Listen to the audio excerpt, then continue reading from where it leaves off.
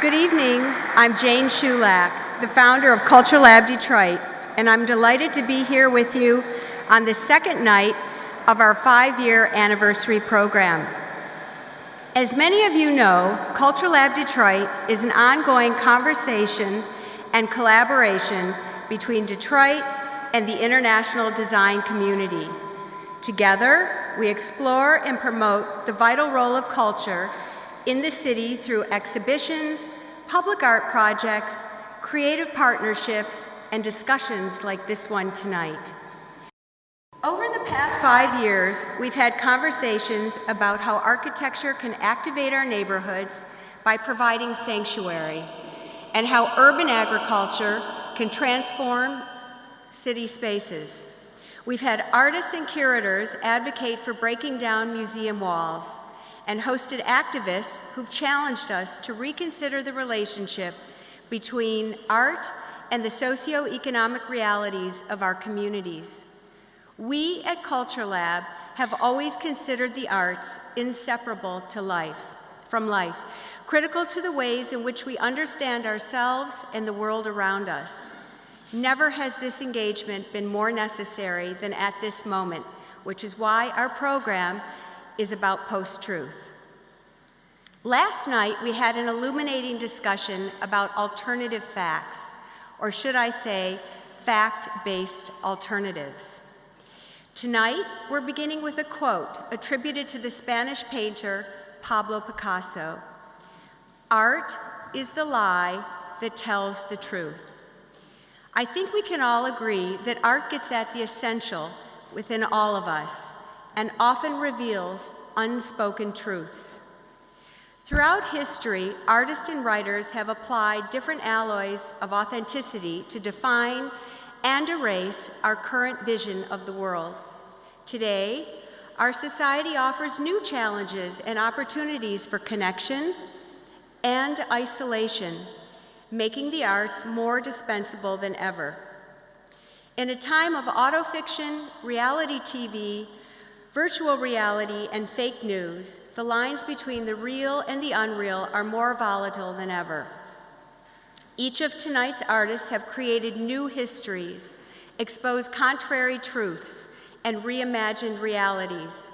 They fearlessly work in controversial spaces and speak truth to power. Our guests this evening include Hilton Als, who is one of today's premier cultural critics, a writer of invaluable clarity. You can see this through his trenchant reviews and essays at The New Yorker, where he has been contributing since 1989, or his book White Girls, which was a finalist for the National Books Critics Circle Award and won the 2014 Lambda Literary Award for nonfiction. Als is an associate professor of writing at Columbia University School of the Arts and has taught at Yale University, Wesleyan, and Smith College. This year, Hilton won the Pulitzer Prize for Criticism. Mel Chin is a conceptual visual artist motivated largely by political, cultural, and social circumstances to redefine public space. In 1989, he developed Revival Field, a pioneering project in the field of green remediation, the use of plants to remove toxic heavy metals from the soil. From 1995 to 1998, Chin formed a collective that produced In the Name of the Place, a conceptual public art project conducted on the popular primetime TV series Melrose Place. His film, 9/11-9/11, a hand-drawn 24-minute, won the prestigious Pedro Sienna Award, the Oscar of Chile, for Best Animation in 2007. His current project, $100 bill Operation Pay Dirt, focuses on national awareness and prevention of childhood lead poisoning through art making. He has received numerous awards and grants from organizations such as the National Endowment for the Arts, New York State Council for the Arts, Creative Capital, and the Penny McCall, Rockefeller, and Louis Comfort Tiffany Foundations, among others.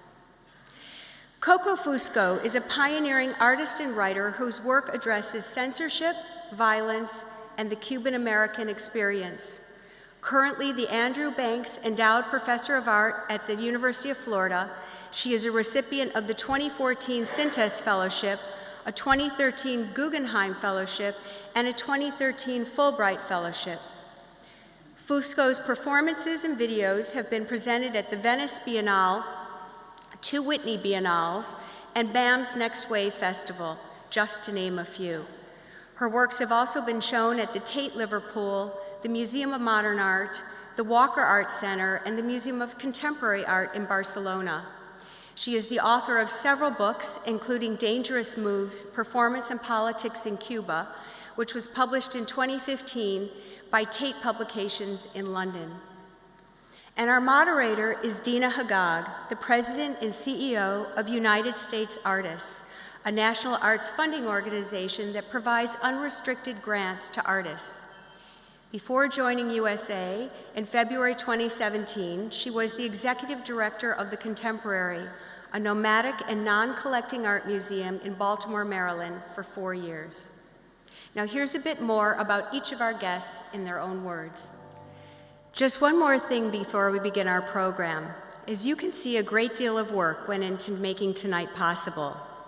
This year, we are honored to be showcasing the work of Detroit sculptor Matthew Angelo Harrison, who has created a site-specific installation for Woods Cathedral, inspired by ritual and religious artifacts.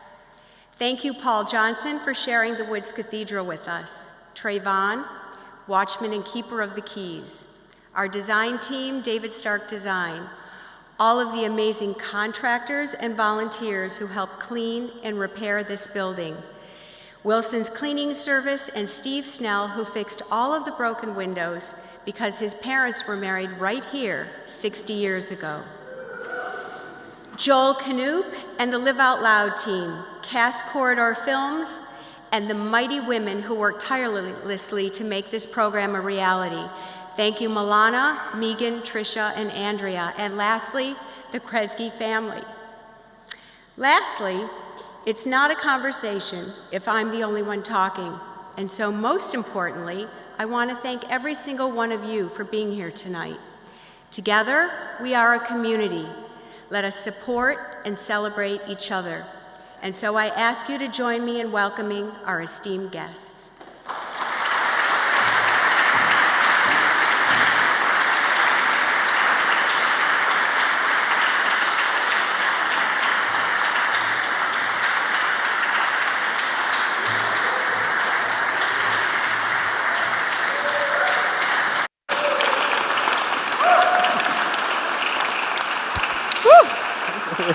So many people. Can you hear me? Goodness. Oh, yeah. Ooh. This looks good. This better be good. I know. The lights are very bright in my eyes. I wish I had sunglasses. We're just going to let everybody air their grievances before we get started. Yeah. Okay, hi. Well, first I want to thank, before we get started, Jane and Culture Lab. I want to honor Matthew. This work in the space is super, super beautiful, and I think I speak on behalf of the panel and say that we're all very excited to be here. I also want to mention that earlier today, a few of us from out of town had the privilege of touring Detroit, some of us today and yesterday, and as someone who's not too familiar with the cultural landscape here, I want to say that it is really remarkable.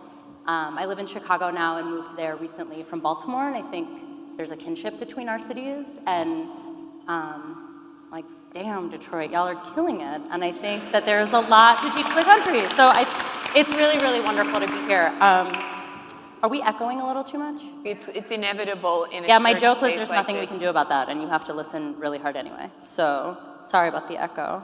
I want to now direct my attention to our lovely panelists and to the theme of this night, the lie that tells the truth. And also based on yesterday's conversation, I was actually thinking that a good place to start would be to ask each of my lovely minds here if they even agree that art is the lie that tells the truth, which is the often quoted Picasso quote that inspired the title of tonight's talk. And I think if you need to also maybe position what truth means for you, because I feel this is maybe a theme. And I'm wondering if, Mel, we can start with you. Oh, yeah, remember, it might be the pharmaceutical stalking. But Oh yeah, Mel's a little high. I appreciate actually what James Baldwin kind of isolated. It's different from that. The issue of art is to unbury the question that is hidden in the answers or something like that. I believe that's a very provocative way of putting it, because I don't know where this idea of truth always lies. But I think Baldwin saw it so much clearer than most people. I really appreciated that approach to thinking about the problem, that maybe everything that we have grown up to feel is the truth or the answer is actually needs heavy excavation and demolition and deconstruction.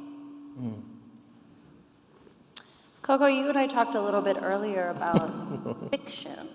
Yeah. You want to tell me a little bit about if you think Well, I think because I was talking to you about that because lies have the word lie has a very negative kind of connotation in American culture.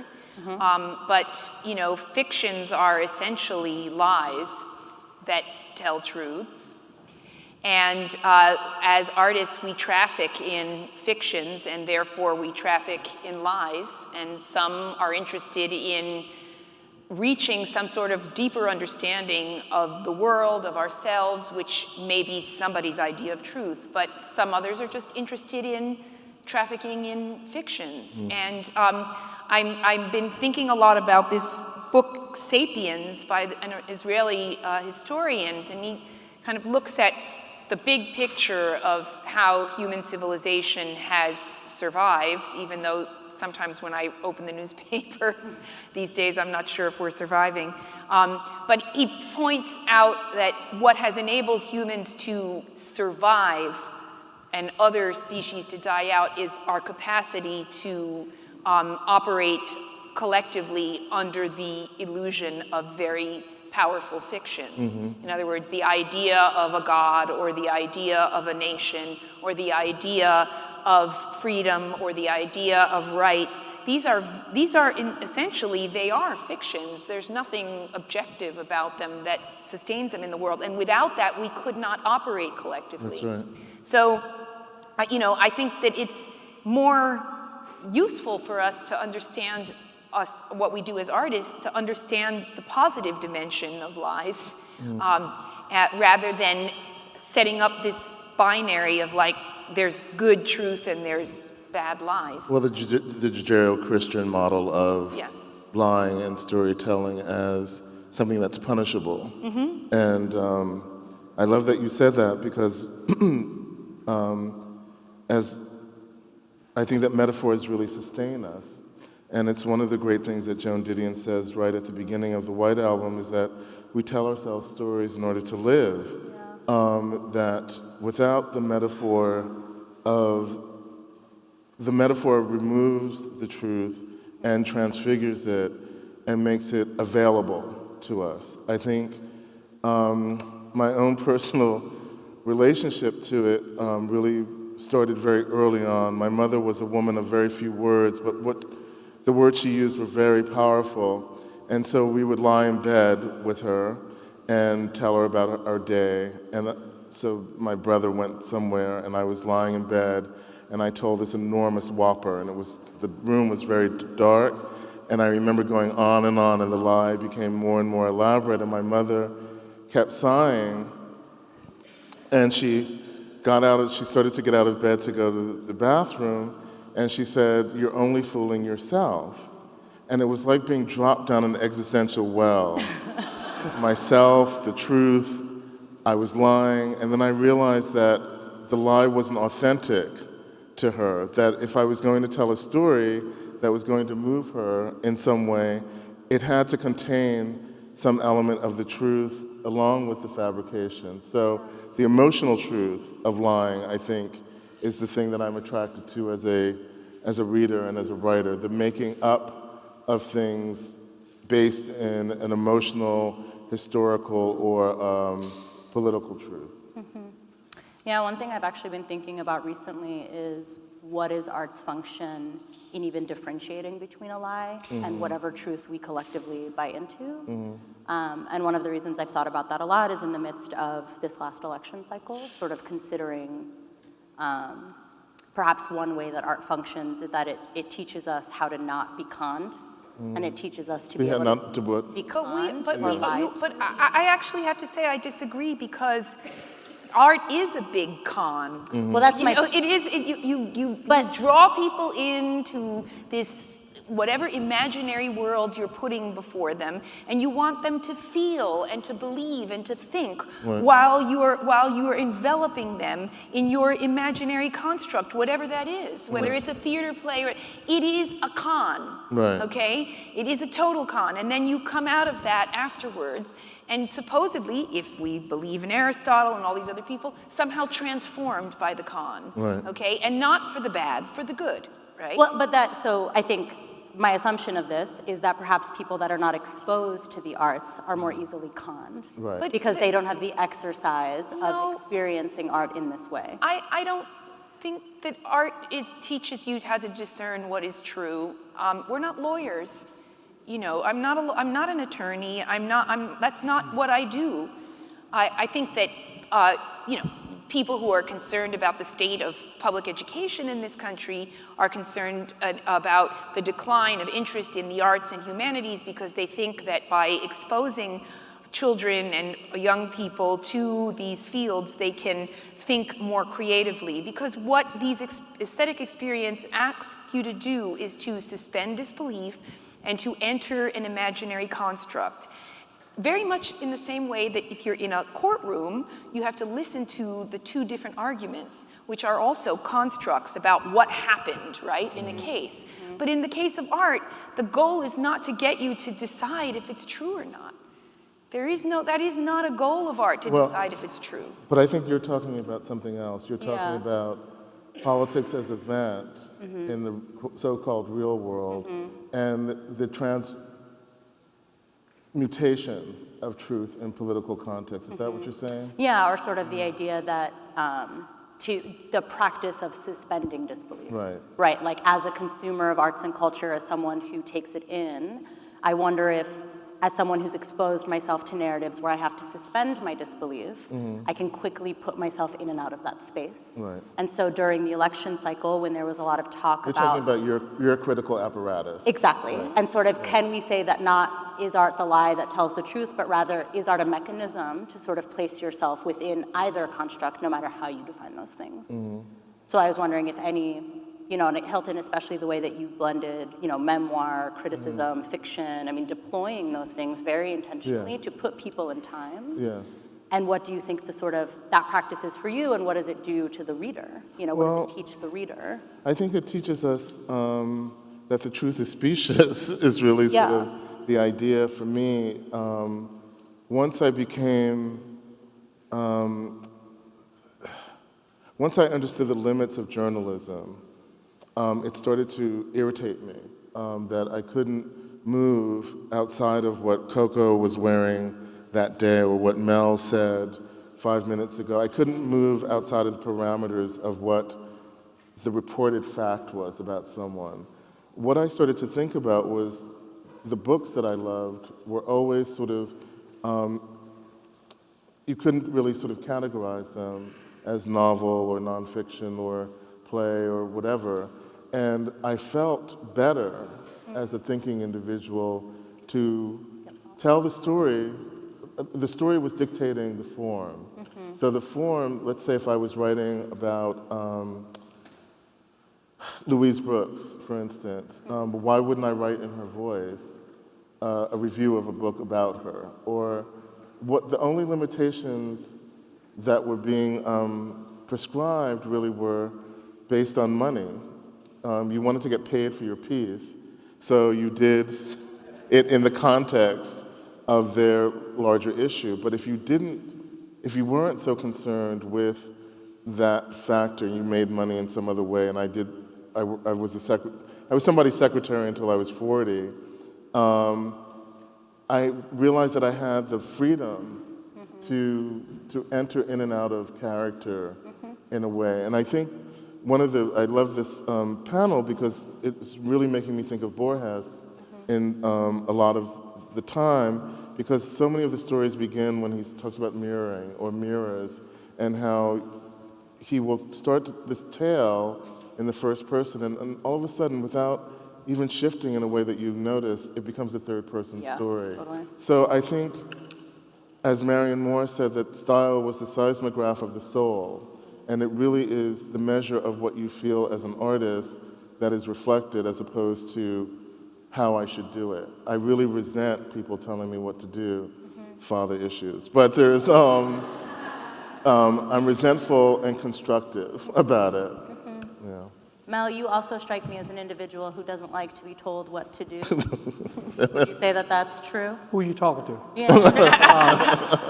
You want to Well, tell us a little bit about the yeah. limitations you've pushed past in your practice? I think sometimes, it's okay to lie, especially if you're trying to get away from the law.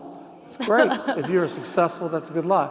And but I think maybe how I like to think about all things is more as an option, not an end-all, as a truth or a finite structure. I like to think about the practice that I'm engaged with is a catalytic structure. In fact, the most glorious thing, if it can catalyze the possibility or platform for a language that I have never heard to emerge.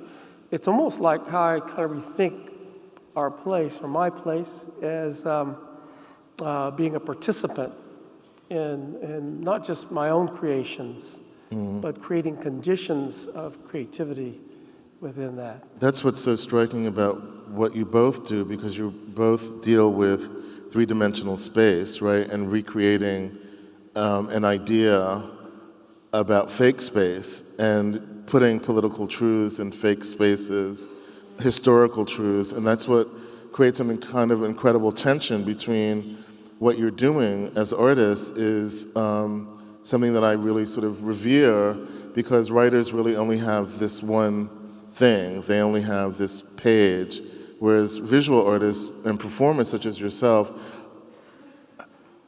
they can literally create a space that didn't exist before and then put historical and political truths in that. And so that kind of tension that exists in the work that both of you do as artists, I'm very interested in how it came to be, really.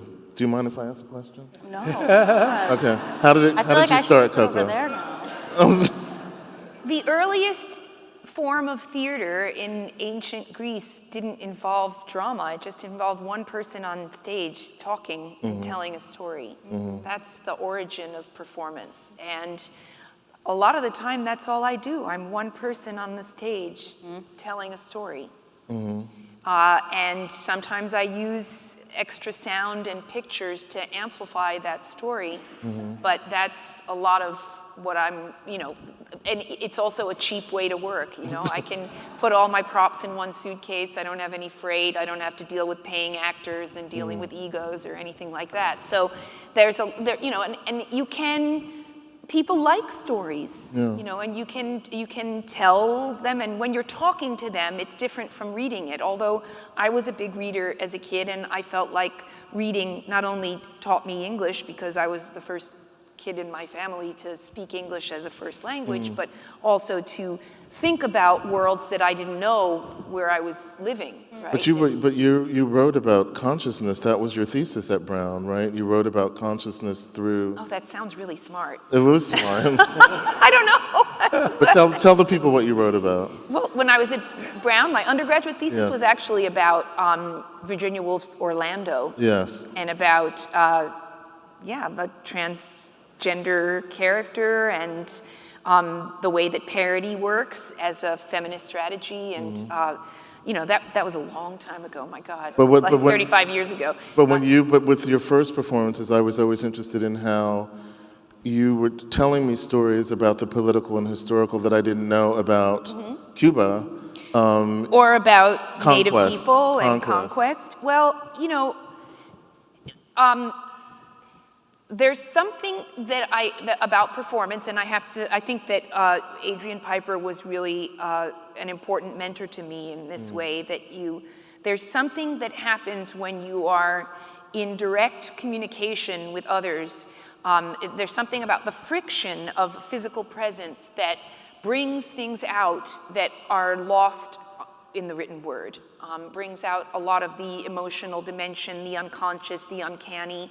And so that, this is what a lot of Adrian's writing from the 80s and 90s was about, the weird things that people would say in the spur of the moment that they would never say in a more rational speech. And that to get there, to get to the opening up of that Pandora's box, you do have to be there with people. Right. And so, shared experience. Yeah, she made me understand that, and I think that I was frustrated in the 80s by the limits of rational conversation about social issues like racism or sexism or whatever. I just felt like we would never really be honest with each other about these things in the sphere of, academic debate and very rational writing, and that it was more challenging to kind of push the conversation into a space of where things are real and unreal at the same time, right? Where you're really there and you're really saying things, but you're not saying things that relate to some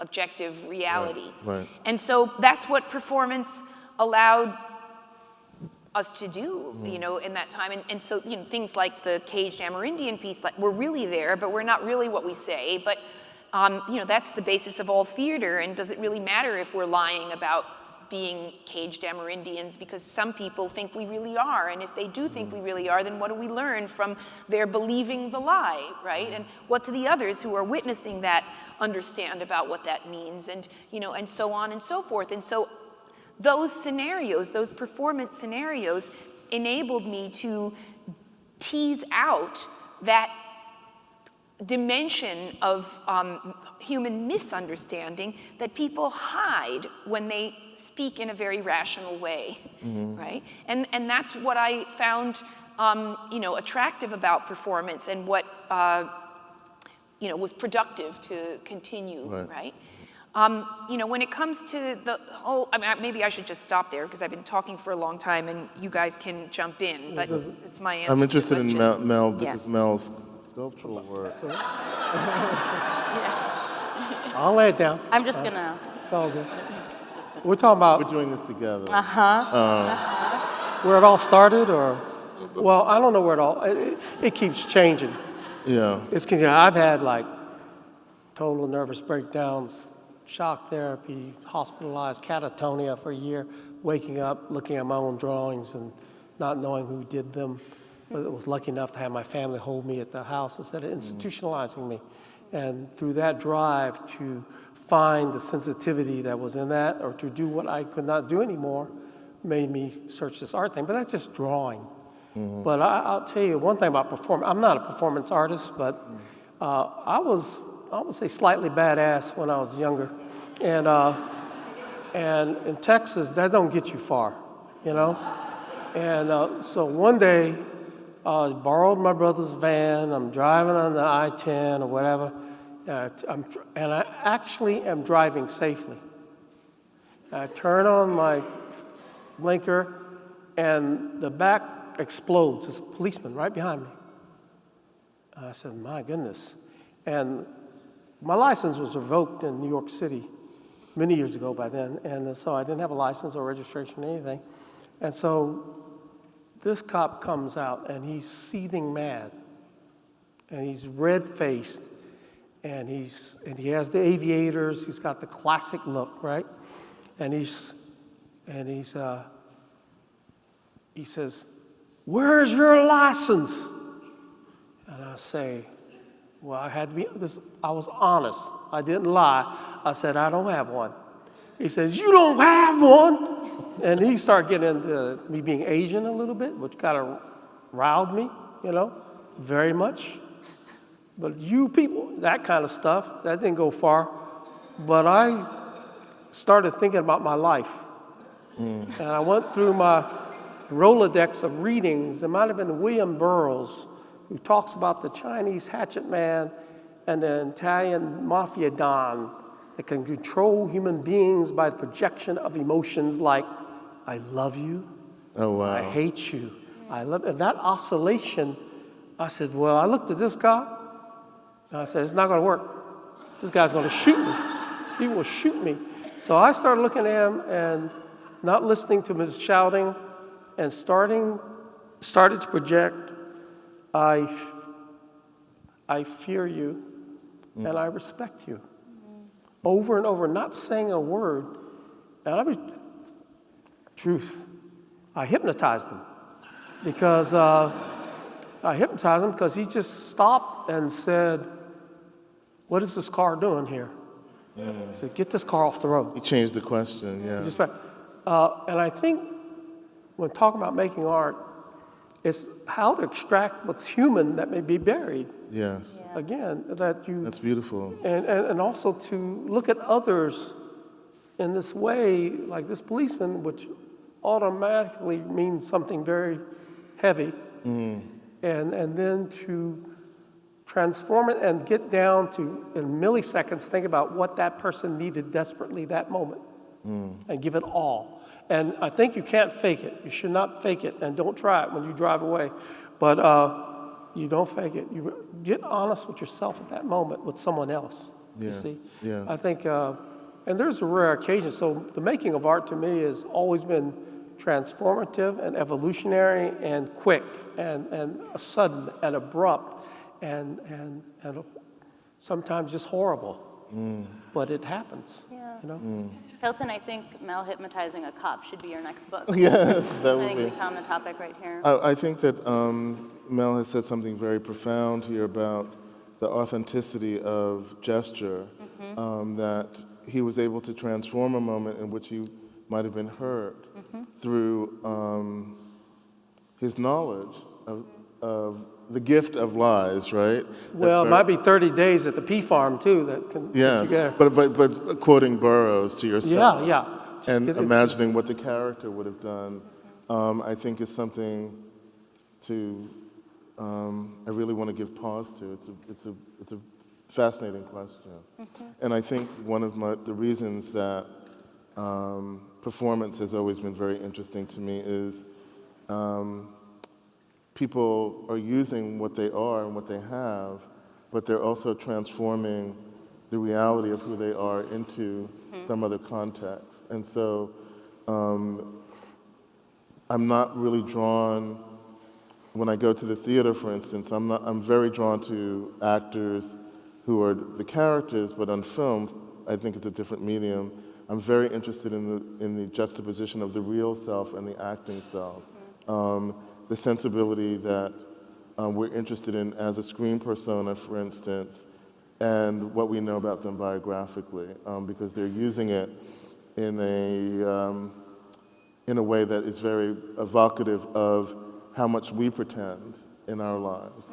They're just doing it on a very wide screen with a script, but it's something that we do as well. We tell lies all the time in order to survive each other and to also to coalesce as a group. Yeah, and I'm curious, though, how, as a critic, also Hilton won the Pulitzer this year. You just like a round of applause. That was really great. Thank you.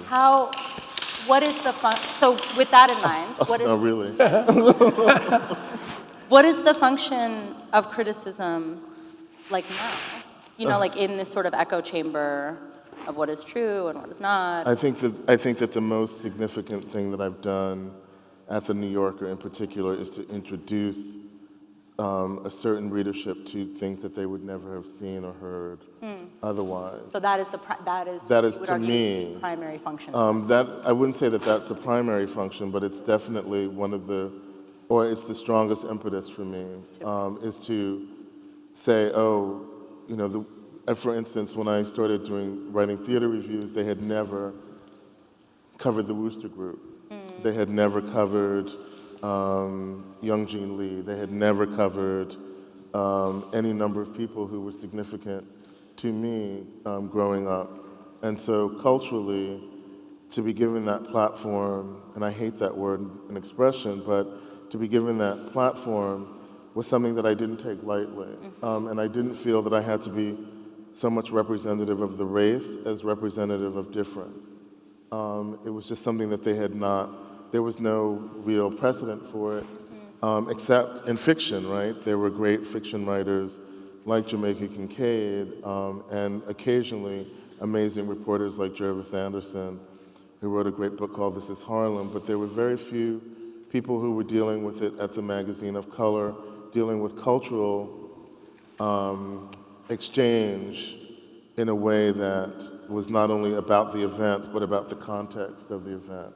So I felt, or I feel very responsible in that way. I know I'm not supposed to, but I do. Coco, do you agree? You were nodding. I remember opening the New Yorker and reading that piece you wrote about Richard Prince and just thinking, this is a revolution. Yes. This is amazing. Oh, thanks, Coquito. Hey, I'm your fan, I'm your friend, I'm also your fan, but because I know what that means. The New Yorker represents so much to so many highfalutin people in this country, if you publish something there, you know that you have the attention of power brokers all over the world, and so to have cultural expressions that are important but totally, ignored by an important sector of kind of influential human beings suddenly become something that they have to contend with and that they begin to enjoy contending with is pretty amazing. And now that the New Yorker has a podcast, which I do listen to, and I hear I hate to do this, but I hear these kind of like white editors talking to Jelani Cobb, and I'm just like, yeah, because it sounds so normal, and yet I know it's not. It's not. Really. It's not. It's not been very. Yeah. It's been long in coming. Yeah. But it hasn't happened for a very long time. And to his great credit, David Remnick, in public debates, he says it, and he says, Hilton is the person who did X thing, and it's not self-aggrandizing to mention it, it's just to say that there is a kindness to the conversation that was forbidden before, that was just ignored and forbidden. So now, when I go, I'm in love with Apachapong, the Thai filmmaker, and I flew to Chicago myself just to meet him, and I saw David Remnick in the hall. He said, "Where were you?" And I said, "I was in Chicago. I went to meet this amazing filmmaker." He said, "Oh, right, you've mentioned him before. Please give me things to see. This is a whole new era." I said, for instance, I think Asian stuff is woefully neglected, I will say. And he'll say, "You're right. Tell me, come see me." And so the fact that door is open now is hugely significant in terms of how responsible I feel when I walk into the room. When I'm in the room, it's important to say I was in Detroit. I didn't get to see much of Detroit, but what I saw and heard was this, and I was with these artists. That now there's a conversation. It's a really amazing thing. Coco, I'm curious, in your writing practice, would you agree a little bit that sort of the exposure it offers, or to add a kind of difference to the narrative, is also really compelling, or a reason to write about something, to introduce it to a public? Well, it certainly was when I was first asked to write art, the first time that Art in America, somebody from there, Craig Owens, was working with, picked up the phone for me in 1987 or something like that, and was like, "Can you write something about Juan Sanchez? He has a painting was just purchased by MoMA." Yes, at that time, because there were no articles in Art in America about a Puerto Rican artist or an artist of color. So at that time, yes, it was, I think, relevant to introduce the readership. At this point in time, I'm not so sure whether, everybody, it's a free-for-all, everybody does it now, right? And also the global art market. But there is, dear, such a thing as talent. Right, but the global art market has really changed how the art press talks about art in the world.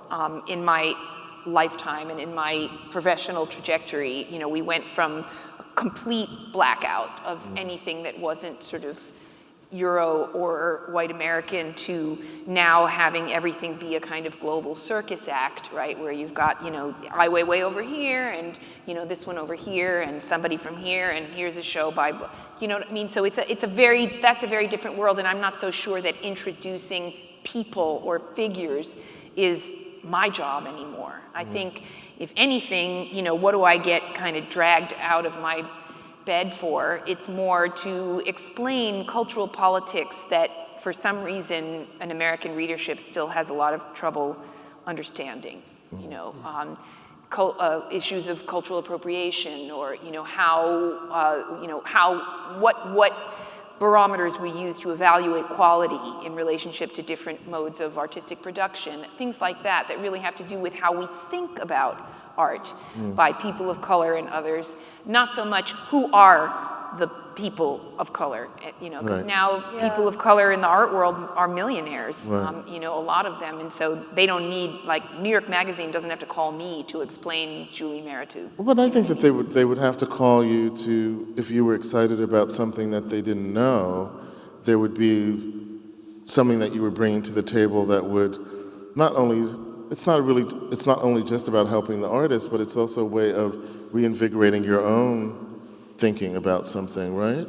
I suppose, but again, the idea, the market has changed so much. The job of discovering, the latest Nigerian, Chicagoan painter is no longer mine. That's the job of somebody who's on the staff of the New York Times. That's what they do now, right? If XYZ gallery is pushing this person, they're going to be out there as the new discovery.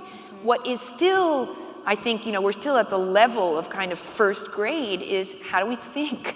How we think about culture, not who makes culture, but how we think about the culture. And so that's where, I think that's really where the challenges lie and the difficulties lie. Even though, there's still, kids out there sort of screaming about, I want to have my work in this spot, or I don't want to have that work in this spot, that ultimately that's not really the most earth-shattering or significant conversation to be having about visual art at this time. Well, I think we're also... I'm sorry. Your question's probably better than No. mine. I was interested in this idea of storytelling that you introduced, and the idea of pure storytelling, right? So let's say that it's sort of like, Meryl Streep is an actress in that she transforms the character. Someone like Alice Munro is a pure storyteller. It's the story. She's telling a tale.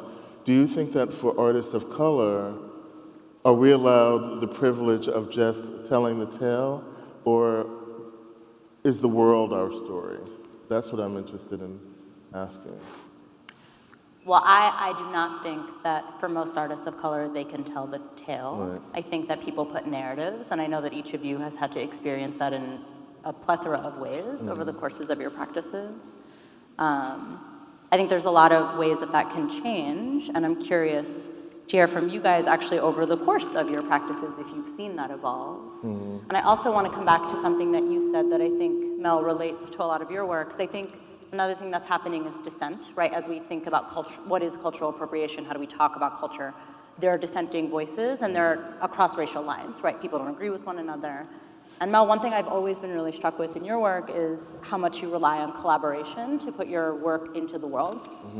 And I'm so curious about how you've managed to leave space for dissent within your own projects before they go live, because I can't even fathom having to work with that many people, all of different positions, on something, to reference earlier, about putting us in a non-reality almost, or using a container to build that thing. So I'm just curious, like, how have you managed not having to represent your races and dissent and all of these questions? First of all, Coco, I'm glad to know this about the art world, because I'm not going to play that game. I'm staying out of it. You have. I'll stay in the country. I'm not going to do that. So get all messed up art world. We needed you to hypnotize some of the I beg your pardon. Well, I like, when you talk about cooperation, like any cooperation begins with an understanding. A true one feels, no matter what the level of engagement, it's about mutual uplifting. It can't be, like even when we're working on primetime television with Aaron Spelling's producers, it's not about sneaking in secret messages about feminism or politics or alcoholism and things. It's about how can we work with this venue and their creativity to make it rerun for the next 20 years, perhaps, with ideas. So the most important thing about working collaboratively is understanding its position is to assist in the generation of, or the continued generational transfer of ideas. To me, that is the most important thing. Why did I even begin doing this stuff, right?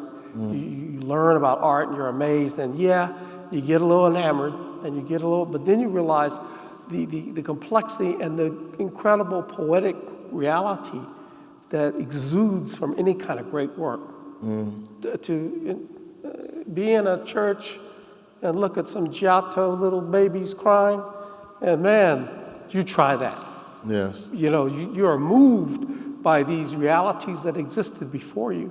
And therefore, the idea is, how can I be in that game? But that game is constantly shifting, you see? So adaptation is the real game plan, and having empathy for those that you're working with. Even though in collaboration, everybody should know this. How many collaborators here in artwork? Everybody knows it sucks, because you don't get your idea, out sometimes.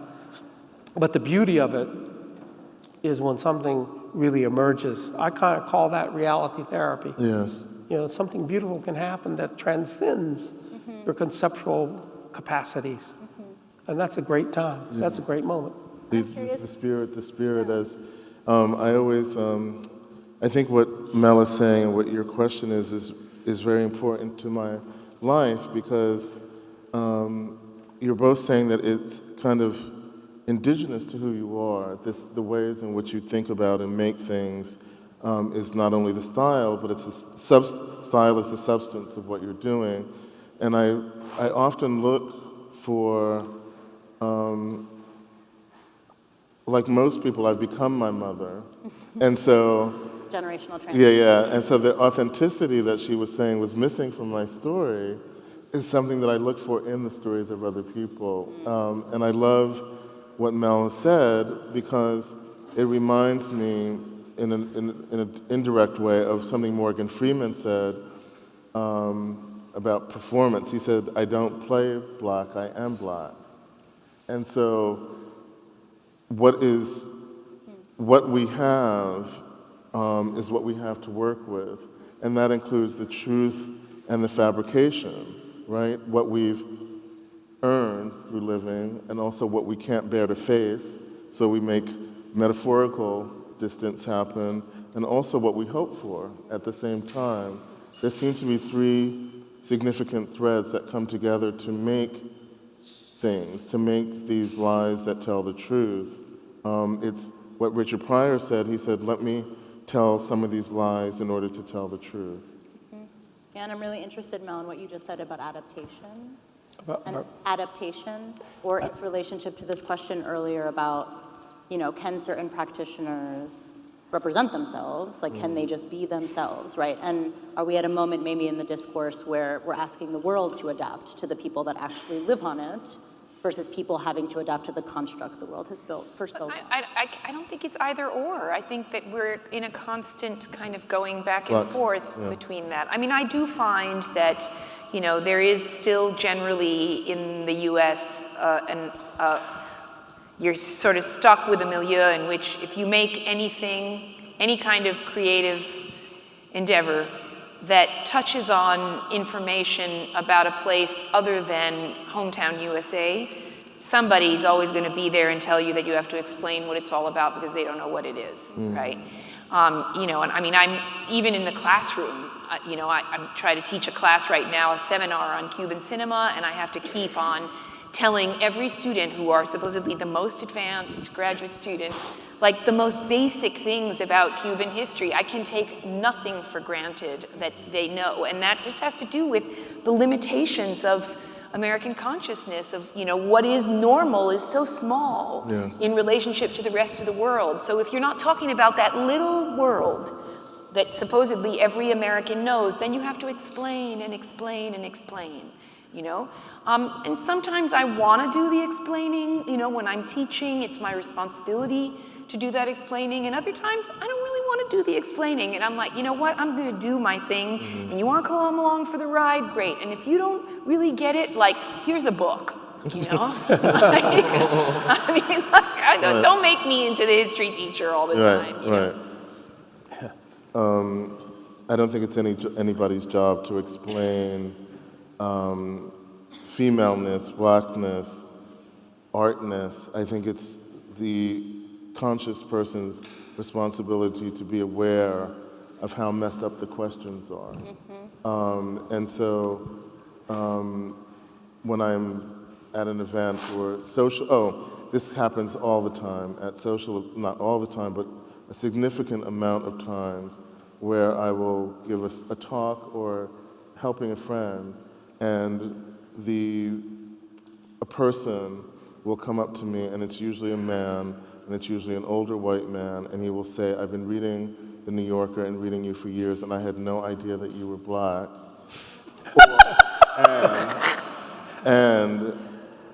And you're so tall. And so I was like, okay, if I said to you I had no idea that you were so white and so short, I would be in jail. Yeah, you can't start a race. Right? So I think part of my artistic practice is surviving in this world. And one of the ways in which I've been able to survive that kind of whiteness and also a blackness that is threatened by homosexuality or threatened by leaving is to be in my head with the stories and the lies that I've learned from. So that's something that we should never really forget, is that the fortitude of storytelling is that, as Coco said, it's something that brings groups together, but it also gives you yourself. Yeah. I mean, I think that oftentimes with practitioners, especially those who are operating outside of the norm, how narrow that is, I mean, I do think that there is a nourishment in stories, and I think we've watched that for so many generations, right? I think we borrow those genetically and have been able to keep passing them on in that way. I'm curious a little bit, I want to rewind a second and go back to Coco, when you were talking about using performance as a way, the friction of performance, and how you were able to transfer a narrative easier in that sense. And I'm wondering about how... I don't know if it's so much transferring a narrative as allowing certain taboo feelings to surface and to negotiate with them. But anyway, go ahead, finish your question. But I'm curious, did you learn that as a consumer of performance? No, I wasn't so sophisticated. No. I just wanted to say before that, though, that I was just remembering from listening to this conversation that, again, I was like the first kid in my family to speak English and the American, and I didn't really know that much about other ethnic groups when I went to school. It was kind of like, oh, everybody's not Catholic? Ooh. Like I didn't know. So, and like the food, I just remember like all this, American food in school that was like, right? And so, but I went in second grade to the library, and I asked the librarian to give me books about other people in school.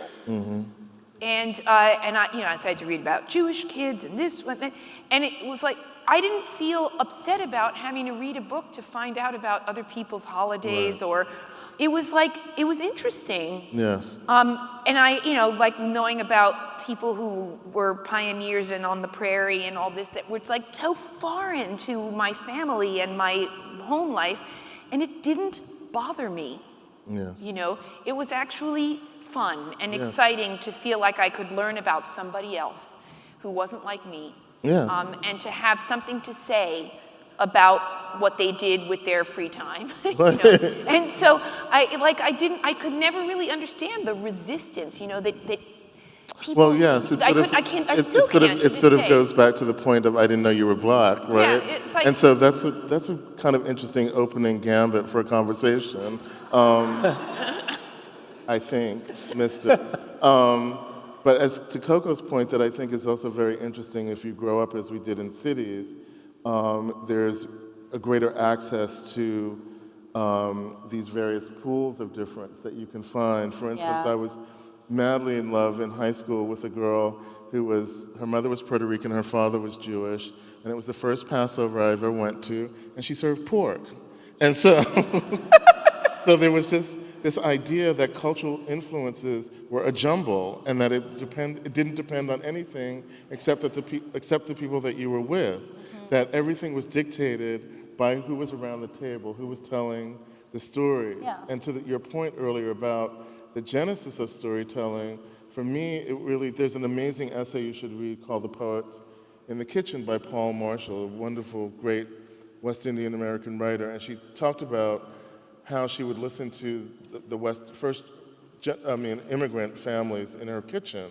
The women would come home from work and they would start to tell stories. And for me, it was the language of my mother saying things like, "Oh, I saw so-and-so today. She was as fat as mud." I was like, whoa, that's amazing. Is mud fat? Like in your head. But you also know that it's true, what she's saying, that the authenticity of her language and feeling and the women that she's talking to couldn't be questioned because it was a way for them to speak.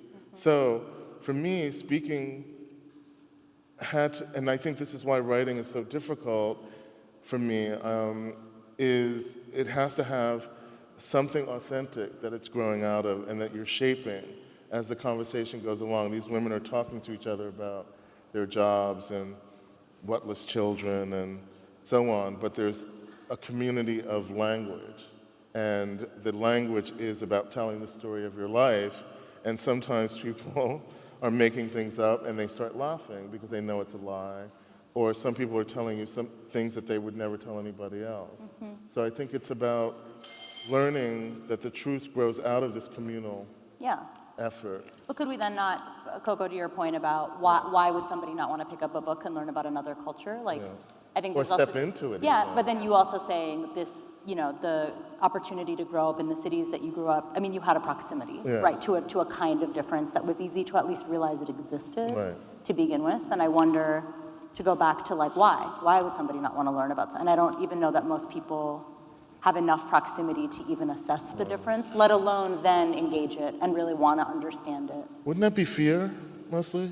Yeah. Wouldn't it be fear, Coco? Well, I don't know what it is. I mean, I suppose, but I think that the idea that you have to be in a big city that's super diverse in order to not be afraid or to have access, I don't think that reminds me of like the questions that come up when you have to talk about something like segregation with students, right? Where often the assumption is, well, people had harbored racist ideas because they didn't know anything about other people because they were segregated. And I'm actually, under segregation, African Americans were around whites all the time. They Right. knew a lot about each other. Some had parents on either side of the line. Right. So this idea that you don't know about the other people, you're afraid because you don't know about them, I don't know if I buy that so much. I think it's really about, what is your disposition Yes. towards others? What is your disposition toward the world? How do you think about people? How do you appreciate cultures that are different from maybe what you experience every day, but are still interesting? But was your themselves? I'm asking? I say the fear factor only because I think that we were very lucky, whether it's through benign neglect or interest, in having families that were interested in our being interested. I think that if you come from another world, and I have cousins who come from, who are not much younger than I am, but out of an environment of fear and resistance.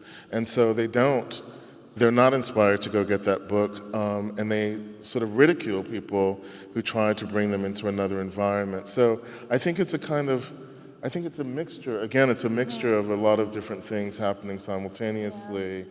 Mel, I'm curious, as someone who works so atmospherically in your practice, like how do you manage fear or a lack of interest for the folks that engage your work?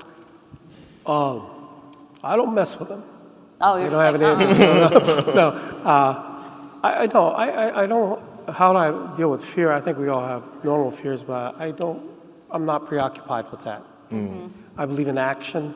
I believe in a limited time span that you exist in, and if you're going to do it, you do it. And it's quite that simple. Right. You know, sometimes other things propel you. You know, it's like when I was in Flint doing the funder project about lead. It's sometimes the thought is the by the way. By the way, what you doing with all those bottles? Because it comes to me, who's asking you about the bottles? curiosity. And then I said, well, will you give them to me? Because I have an idea, you know.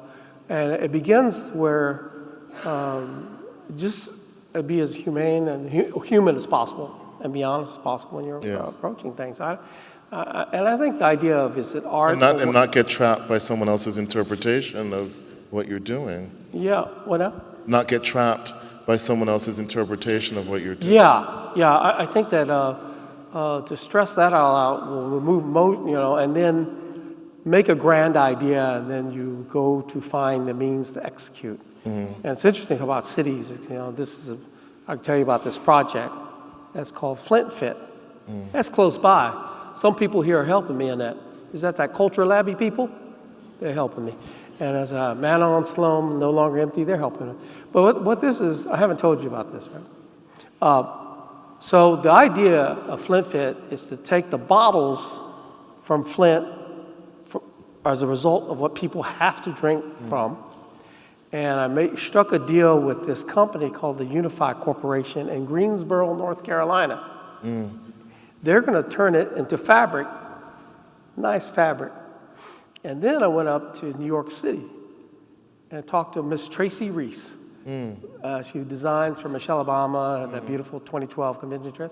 So I talked to Tracy. We talked to Tracy, and Tracy says, I said, Tracy, will you do rainwear and swimwear designs out of this fabric for us?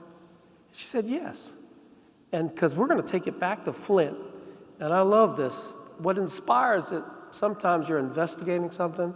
And I went to this sewing center. It's the North End Women's Center in Flint, Michigan. I was looking for a sewing center. And there's women who are sewing because, and learning a trade because they're victims of domestic abuse. And they're making commercial sewing. And I just was like overwhelmed with joy, and so there's no fear. You're overwhelmed with joy because you see it's in a basketball court. And I tell Tamika Davis, like Akeem Olajuwon says, the game is won and lost under the boards. I said, it will be won here in Flint. And so this triangulation is to create a fashion line called Flint Fit. Yeah, and that Flint Fit, and we're going to have, and they're helping out, and the Queens Museum is going to, and we're going to have a fashion show as a prototype. And what is it all about? Is it making art? I don't know. Is Tracy's going to design most of it? Is it making business for Unified Corporation? I don't know. No, it's something maybe back to when I was in Flint. I went back to ask the people of Flint, will you want to do this or not? Because if you say no, I walk. We don't have to do this. They said yes, and we want to have a party, and we want to, because it's an alternative to how much, so much hope has been drained out of that city. And it's been drained out of cities all over America. And so if you can reanimate that part and get that going, then it's a project. Okay, it's an action. So there's no fear in that because the poetics of that is so profound, it will drive me. And if you can express it and you can orchestrate it with good help of friends, then yes, it can be done. And that's how I feel about the world now these days. I ain't got no time for all this. We talk about a divided world, and so be it. I said, this polarized state, this post-truth thing, I said, the America that has been revealed. It's been this way. Yes. Yeah. And so if we know that, then we better keep working. Well, you've made another story, right? You've made an alternative to despair. That's You have another to. story. Yes, and the possibility that they may own this or whatever was paramount. Yeah. But we don't go, you know. It's not about me owning another artwork. I've done so many bad things and good things. It's okay. Y'all see it all. You'll see it later in my show. You know, but it's like the excitement comes from action. Yeah. Man, I'm like sit in that for a minute. I think we've been going for almost an hour. Oh, Is wow. that correct, Mona? Yes. Should we, Well, I'm do you wondering want if there's ask also- questions? Yeah, if Hilton might want to ask your question before you ask it. Just as a heads I'm up. so compelled by all of You you. can read minds. Yeah. Fascinating people. Yeah, that's great. Yeah. So yeah, if anybody has a question, it's a little bright, so you might want to just stand up, and I think the mic will come to you, so you don't have to walk up to the microphone. I can barely the light see on the because of people. those bright lights, so I can't see if there I are don't have hands my up in the air. sunglasses for you. There is a question back there? Hey, Oh, we have a mic, maybe if they okay. can they come to the front? That's great. Well, I think that's the microphone. That's better. Yeah. Oh, it's just the mic? Okay. I know that they were not that good, that nobody has a single question. Okay. Wow. Really? Oh, okay. Yeah, well.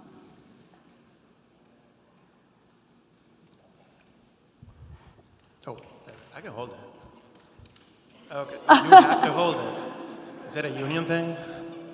I mean, that's cool. I'm union too. Yeah, thank you. It's a really interesting discussion. It's interesting to me that this started premised on a quote by a modernist, but it's really discussed as postmodernist, right? Because we're talking about the lie that tells the truth. And of course, the lie is the art because it's the artifice, and somehow the truth is that modernist truth somehow, right? But we're giving it this different twist over here, which is the postmodernist twist. But my real concern and I guess question to you, because I feel that you're all in a way the sort of the leading edge or the topmost, I guess, exponents to some degree of postmodernist thought. How do you feel about these very tools of postmodernism, right? The idea of confounding the truth, the idea of multiple realities, the idea of multiple interpretations of a given thought or a given reality being appropriated essentially by the right to create their own reality, to create their own, what I think is a fiction. But then again, if we're looking at it through a postmodern lens, who am I to say that it truly is a fiction what the alt-right has created? If everything is fiction, right, then truth is it impossible? I think that the CIA and the State Department have been very good at producing precisely that kind of stream of fictions for at least 60 or 70 years, that the advertising industry, as depicted in Mad Men in the late 1950s and 60s, was very good at producing lots of lies that were understood as truths that gave people cancer and, made them drive cars that were unsafe and so on and so forth. In other words, I don't think that it's a phenomenon specifically of postmodernism or of the postmodern age or of the Trump administration or of the new alt-right that suddenly they're trafficking in fictions and we're all a victim. I think that what's happened is that it is more stark, it's more blatant, the kind of brutality of the way that the conservative political sectors in the society have kind of taken over the media and disrupted hierarchies that we've come to expect and to, that in a press conference at the White House that they would rather have a right-wing blogger than the New York Times.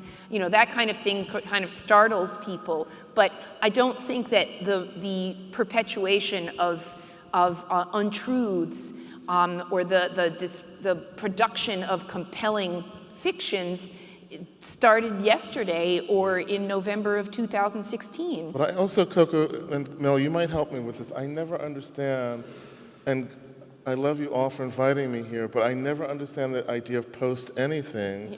If we're living in the contemporary modern world, how can we be after?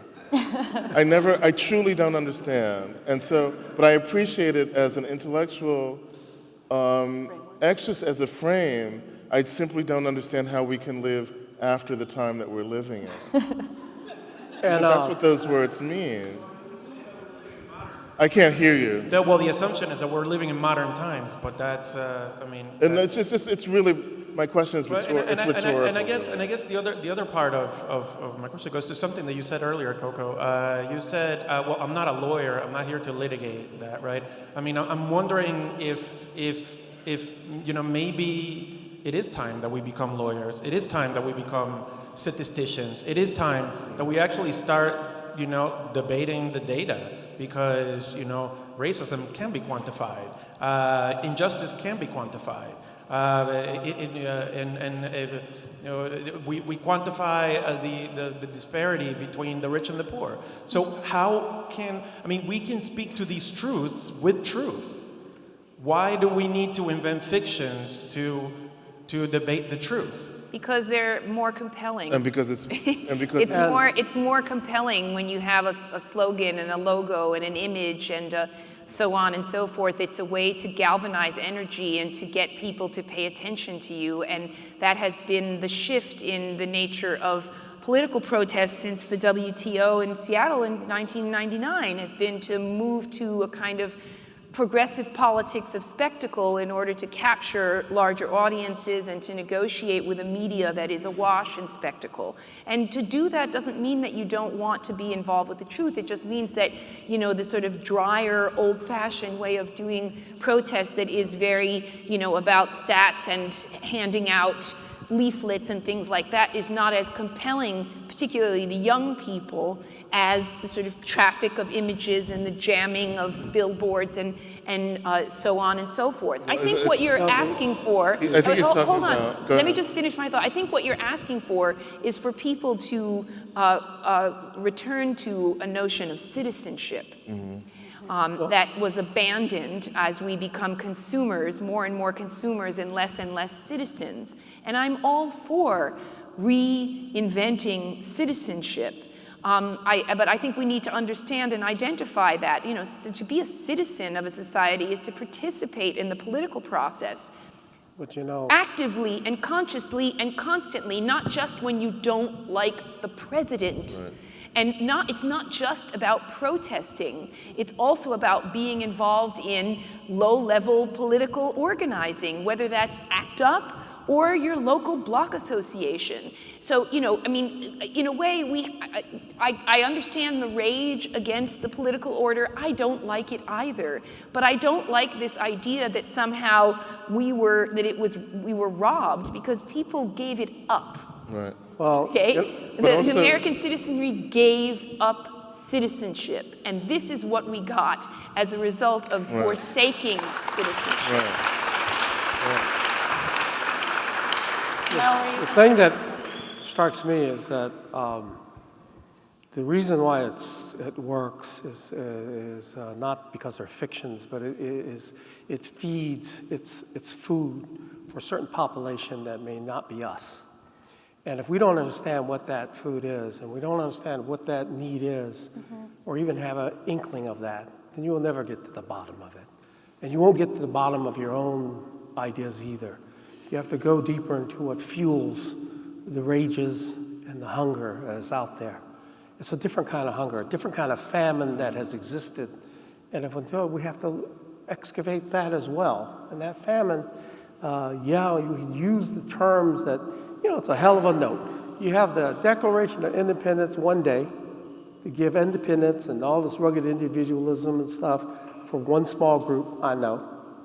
And the next thing you have the we the people. And the foundations of our country is based on two things that are put into contradictory purposes. And I think because of that, you have a situation where it's easily twisted and manipulated. Mm-hmm. And this is, so the social contract is not going to be had the way we want it. But it can be, how it can evolve is understanding why are people so famished to listen to these fictions. Well, it goes back to what I'm glad you said that, Mel, to this young man's statement and Coco's statement. The thing that I always go back to is when I'm reading something like the New York Times or any newspaper, I always go back to the ways in which we are described, right? So we, the people, then became citizens and then became constituents. It became the language of who we were became more elaborate and vague simultaneously, so that the response that you would have to a group of people wasn't about sharing the idea of we the people or even being citizens. It was about, oh, is that an operative or is that a constituent? So that's where I think that the breakdown of communication happens too, because we're not only allowing ourselves to be defined, we don't know what self-definition is anymore.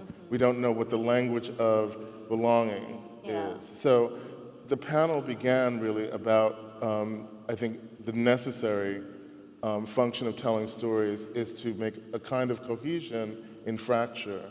And when you take that storytelling away, then you're left with words and abstractions, and the abstractions of who we are as we become less and less self-defining. I think that's what we're talking about. I think we have some time for a couple more questions. I see somebody in the back over there. Well, there's a microphone right up here. Is that Amos? Yeah. My question is, what is the role of fiction in the destruction of the environment, and how does it play in to allow us to accept it so readily? Well, I work in the state of Florida right now. I teach at the University of Florida, and the governor of the state has officially forbid the use of the terminology climate change or global warming in any state documents. So that means that even the hard sciences in research institutions in the state have to perpetuate the fiction that climate change doesn't exist and that there's no such thing in global warming in Florida, which is flooded up to the ears and, sinking into the sea. So that, to me, is a really good example of how fiction contributes. Because the government is perpetuating a fiction that this is not necessary. And also, Mel had made the point earlier about working with people in Flint where they can't drink their water. So he's trying to do something that is what I said earlier about trying to transform despair into another kind of narrative. For me, this is such a terrible acknowledgement, but because I am an average person in terms of science, it began to dawn on me that I knew so little about the environment, really. I mean, I knew the right things and the wrong things, but I didn't know the Earth. So I've been slowly teaching myself physics and geology in order to understand how we came to this point. And I'll tell you a funny story. So I began with a book called Assembling California by John McPhee. It's a great masterwork about tectonic plates and how California came to be, and I thought I'd start there because it was a story, right? Well, stories have details, and there are things like rocks and formations, and I read this 300-page book, and I had no idea what he was talking about, and I realized I did not know where I lived. I did not know the world. And so, like a kid, and this goes back to your point of disposition, I go to the library and I start with A, the world we live in, physiology, physics. I think we also have to educate ourselves in terms of where we are, and this goes back to the point of being self-defining, as opposed to letting people tell us what and where we are. Well, in places like this, no disrespect, is where it was declared that human beings have dominion over nature. Yeah. It started with this, Mel, say that again? that human beings have dominion over nature. Right. And you start with these incredible fiction. Well, if you believe it, you believe it. If you want to call it fiction, it is a fantastic work. But we come with a mindset that's been perpetuated over quite a long time. And so, yeah, it has a place. It has a terrifying place in the destruction of nature. I think that there have been also many more films, actually more interesting films about it than writing. Yeah, that's beautiful. In our postmodern world. In our postmodern world. There was somebody all the way in the back. Oh, okay. Dave here, and then one in the back, and I think we could do one more. So 3 questions maybe before. Well, how come we're cutting people off so early tonight? Last night they talked for like an hour and a half. Really? I have a question. Just a few minutes ago, Mel described a very interesting project, starting with water bottles and then turning that into fabric and then turning that into economics. And you defined that as not art. You said this may not be art. And then earlier, Coco, you had said something about how art always starts with the eye of sort of the what if, and the idea of having to have a sort of a frame, and what some people might call, the illud tempus, the what if, the illusion of another time. So my question to all of you is why is what you're describing, the reality therapy of changing the reality, is that not art? And do you have to have a frame, and do you have to have a distancing act in order for it to be defined as art? I think you do. I don't mean that that it has to be on a canvas or that it has to be on a pedestal. In other words, I don't think that you have to have a physical separation of an object from its environment in order to have an aesthetic experience. But I do think that you have to have, at the very least, an imaginative construct that allows you to basically get your mind around it, right? And to also be enveloped by it in order to experience something as an entity, even if that entity is immaterial. And that doesn't mean that there's a lot of art that's about social experience, right? People now, say, okay, I built this cafe and you sit down here and you have an experience. But they've got a proposition and it has a form. As intangible as that form is, you can identify it in your mind. And, this goes back to, how, like, the earliest formulations of aesthetics, and you do need to have it is based on the idea of a construct, whether that a construct is a metaphor or an allegory or, a utopian fiction or whatever. You have a construct. You have something to work with, something to enter, something to experience, and something that supposedly transforms your understanding. Right? What you often in your mind is what you don't remember the facts of the story. What you remember is the shape of the story. That it began, she was wearing the red sweater, and then the lights went on, and then at the end, that's what you remember. You remember the shape of the story. It might not be the details or the facts, but what our imagination craves is not so much order, but the fact of being, the fact of the shape of a life or a story or a person. Well, the only person you can transform basically is yourself. Yeah. There's not much you can do. And after making this stuff for so long, I don't want to pin it down. In fact, I'd rather make actions and events happen that I can't classify because it can pave another way of, you can add to the vocabulary that has been missing. And so I'm willing to let go of a term that can be overly precious if it means something else can happen. Sometimes it is like, if art is only for the few, then it doesn't fulfill the social contract. Sorry, And I believe in my short time is predicated on those relationships. So I'm going to fight for the relationships and those options. I think we had a question all the way in the back. Yep. Hi.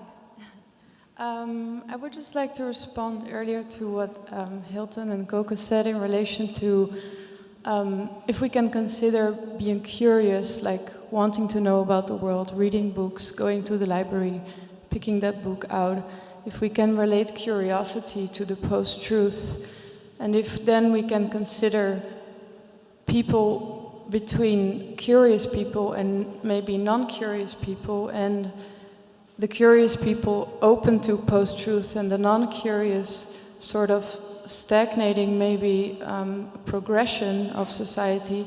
I was just wondering, do you think curiosity is something that can be taught, or can it be linked to, does it have deeper roots in education or how people are educated?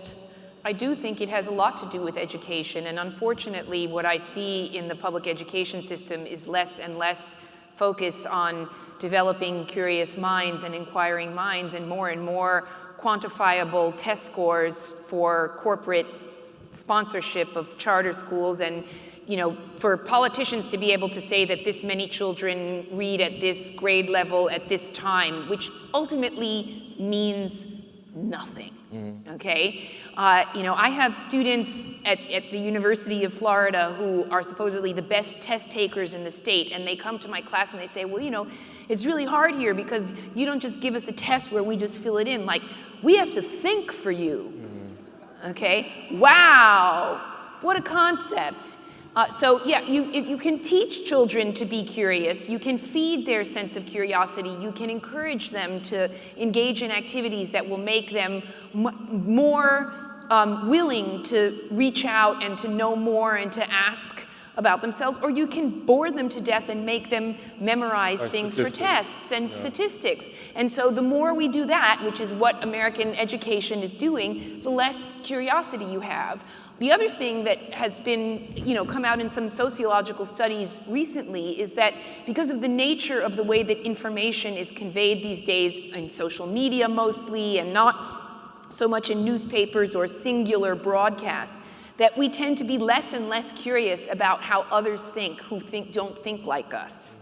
And that is something that we are evolving in that direction, where we only, our Facebook walls only have the news feed that we want to read, right, not the opposing point of view. And we want to, get rid of the friends who post things that we don't like, right? And that is a kind of metaphor for, in general, the population, the people who watch Fox News don't want to listen to me, right? Or Rachel Maddow or Amy Goodman and Amy Goodman doesn't want to listen to Fox News. So that's the world we live in. We're actually, the adults' population is less curious to know how the others think right now, which it could be a very dangerous thing.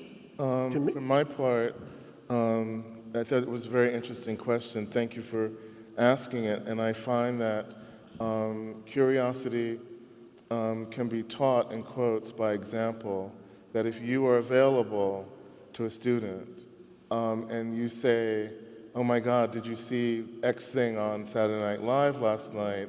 And you show them the clip of something that they've seen, and then show them how it relates to something that happened in 1968 or 1969, it opens a vista of experience that they didn't know. If you can contextualize and be available for the possibility of enthusiasm, you find that kids are getting more enthusiastic.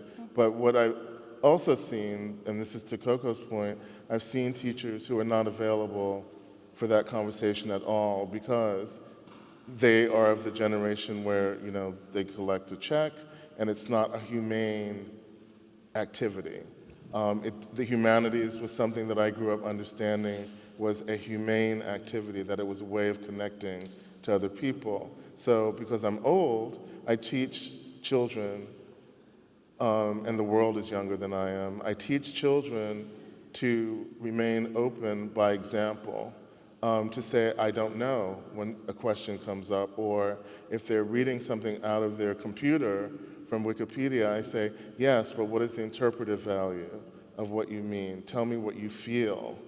If you can begin by saying, I'm as vulnerable as you are, in this context, in this classroom, you can find there's sort of this weird light that starts to go on after about 3 or 4 classes where they're not embarrassed to ask the question, and that there's an atmosphere of trust for us to be curious together. But you have to be available. I think it's one of my most profound obligations in my practice at this point is the provocation and creation of phenomenon to get to that idea of reanimating even the desire to be curious, maybe a start, you know, and to really think constantly, conceptually and psychologically, what can be critical enough and engaging enough to do that. I felt that we're not there yet, but I think it is a profound drive in me as being an artist to get there. Yes. I think I got some things cooking. I can't tell you right now, but You haven't done too bad, Mel. what now? You haven't done too badly. Yeah. I think it's the way to go. That's my critical opinion. That's I think cold-blooded. we had a final. We got one down Of there. this young man. There was somebody up Yeah, here who right had a here. question. Yep. Yeah. Yep. Hello. I've been studying the Vedic philosophy in India for about 45 years, and the sages had a lot of time on their hands. So they discovered some things about human consciousness. And they would say that curiosity, creativity, poeticness, artistry are all intrinsic parts of the human consciousness. But what happens, I think, a lot is we get so enamored by this. I'm a white male, 50, 60, but guess what? I'm transgender. Right. But does that make me transgendered totally? Is that what I am? Am I my gender? Am I my race? Right. Or am I that little tiny baby that was in my body when my parent, I was completely helpless, couldn't take care of myself. Prabhu was telling about the power of his mother. His mother, becoming your mother. Right. Why would you become your mother? Because she loves you so much. So my point is, how do we take so much emphasis off our external selves, these transitory bodies that are subjected to birth, old age, and disease, and right now, because we're all eternal right now. If we're eternal, we're fucking eternal now. Right. You know, I have a friend. He's wonderful. He's 92 years old. He went down World War II and he saved 6 people. He's a mystic, but he cannot, he laughs at me when I say, I think I existed before I was born. He cannot comprehend it. He can't comprehend it because there's such a taboo in our society about Orlando. There's such a taboo. Oh my God, I might have lived before. How important is it to understand how many lives we live in this lifetime? Right, I think this goes back to My question is how do we, in our educational system, emphasize? You guys are all brilliant and wonderful. We need to multiply you all. Yeah. Because education is where it's at, but not education, how to be just a good citizen of an old idea. Right. Right. I think this goes back to the beginning of the panel about storytelling, right? Yeah. That one of the wonderful things about being able to tell the tale is that you can become the story. You can become whatever the story needs to be. So if I'm telling a story about Louise Brooks and I don't want to do it in the third person, I can be her. Yeah. Coco can be the character that she's describing and herself and any number of other people. Mel can connect with many different kinds of people and make an entirely new environment based on that feeling. So I think this is a great way to round out what we've been talking about, the transformative power of metaphor, and that it is a way of us surviving the corporeal and lifting ourselves up. Thank you. Yeah. A big final thank you to Jane and drink. Culture Lab. Wish you good luck. And a final applause for our panelists here who are very thank you. brilliant and Thank very you. lovely.